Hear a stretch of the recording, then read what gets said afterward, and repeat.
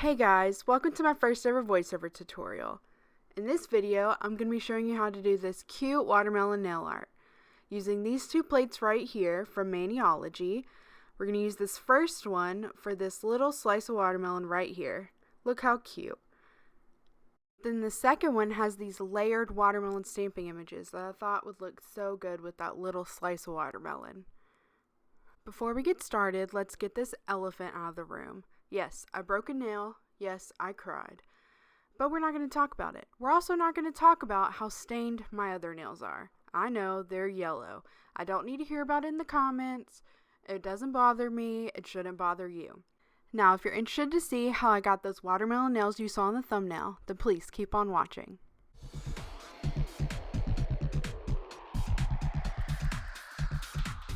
Okay, let's get started. When I'm reverse stamping, before I even start to paint my nails, I like to make the stamps and fill them in so they have plenty of time to dry. So for this little slice of watermelon right here, I'm going to use this green stamping polish called Lily Pad from MANIOLOGY for the outline. It's my favorite green and I always use it when I need a dark green. I'm also going to be using this XL monocle stamper from MANIOLOGY as well. It's my favorite stamper, and fun fact, I actually have 4 of them. That's how crazy I am about this stamper. I want to show you just how fast I go when I pick up a stamp. This is real time, no editing, no speed up, nothing. You definitely want to have all of your tools nearby so you can go fast enough that it doesn't dry.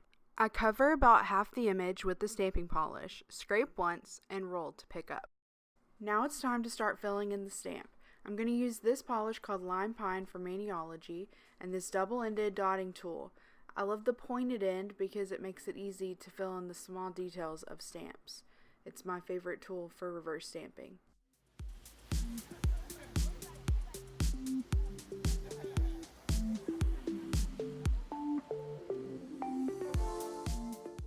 Next, I'm going to fill in the watermelon part with this jelly polish called Vermilion, also from MANIOLOGY.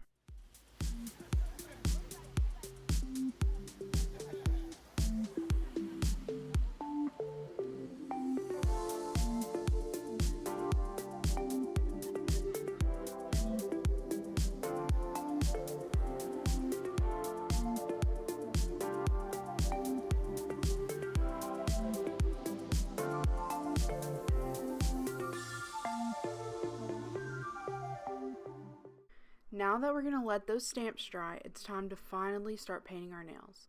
When I'm doing a bunch of nail art back to back, I like to use this peel off base coat by HOOT.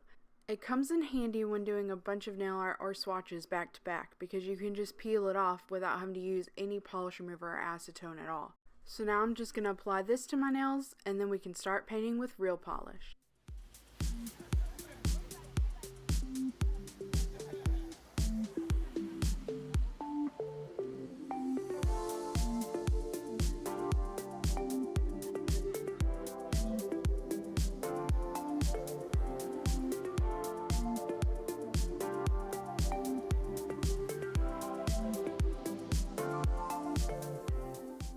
So now that I have it applied to all of my nails, I'm going to let it dry. You'll know it's dry when it turns clear like this. So now it's dry after a couple minutes, and now I'm ready to start painting my base polish color. I'm going to use this Sunny Day polish from MANIOLOGY because I think it'll go nice with the pink and green of the watermelons.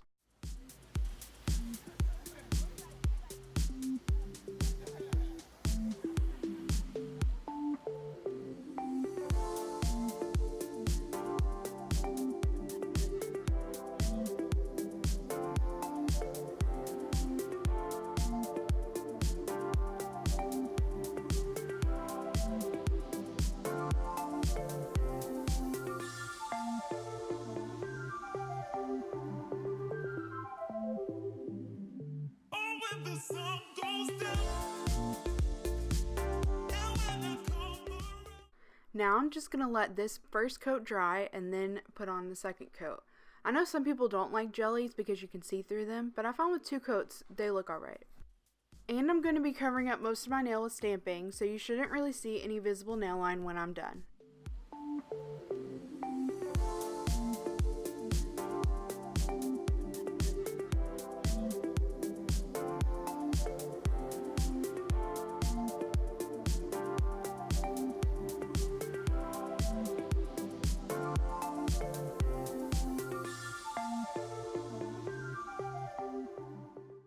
Now, before we start doing any stamping at all, I like to put down a layer of quick dry top coat. And this one has been my favorite for a while. It's from Vibrant Vinyls, and it's their Fast and Hard. Do not get the Wet and Hard, it doesn't dry fast enough, and I like this one so much more.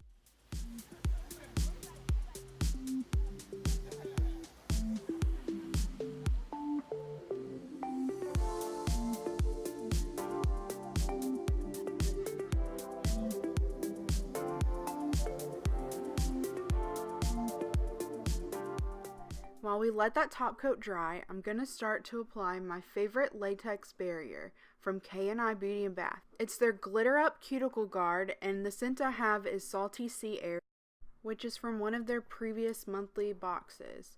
It's my favorite latex barrier, and since the stamps are going to be bigger than our nails, we need to protect our skin and make it easier for cleanup later.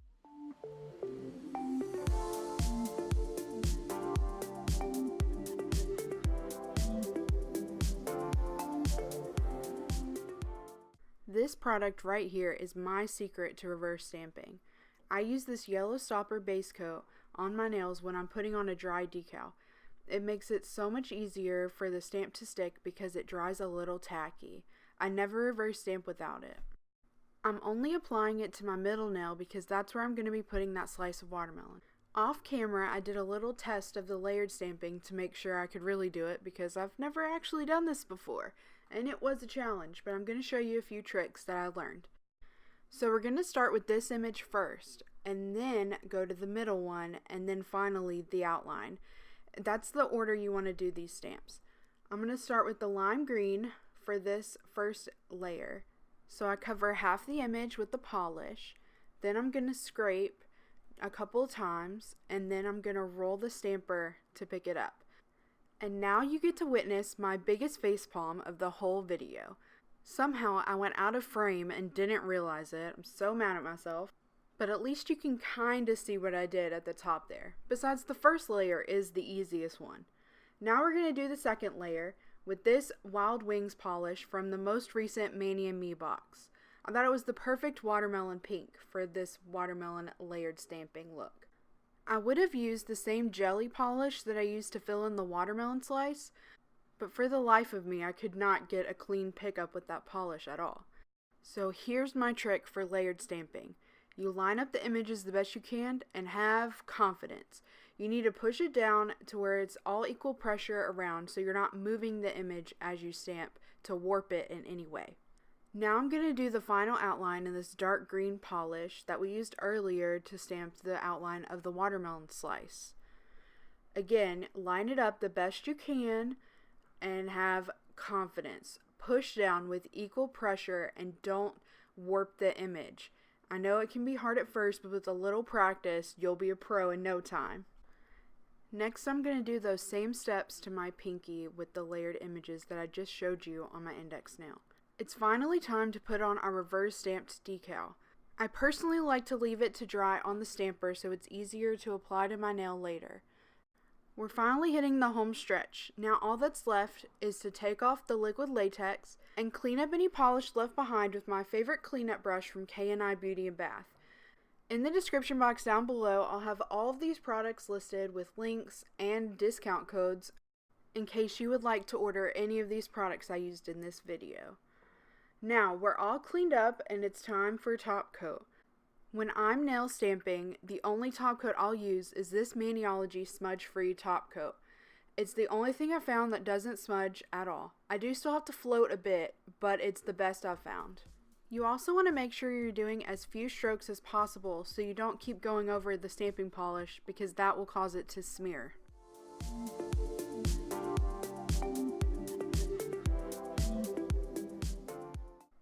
Now I'm going to let that first layer of top coat dry a little bit. And I also like to add this matte top coat because for my pictures, I think it looks best with a matte top coat, but you don't have to add a matte top coat if you don't want to.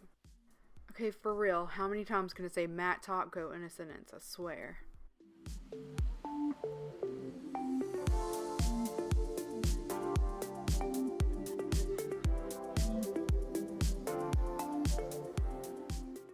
Now that matte top coat is dry, my final step to any manicure is cuticle oil. It's very important to oil your nails all the time so they grow healthy and strong. This is actually the pen I refilled in my how to refill a cuticle oil pen video that I'll link up here in the corner.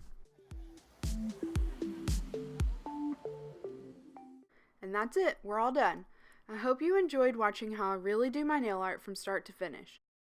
Thank you so much for watching, and I hope you'll subscribe if you want to see more, and like the video, and leave me comments down below about any nail art that you want me to try in the future, like any techniques or specific designs that you'd like to see from me.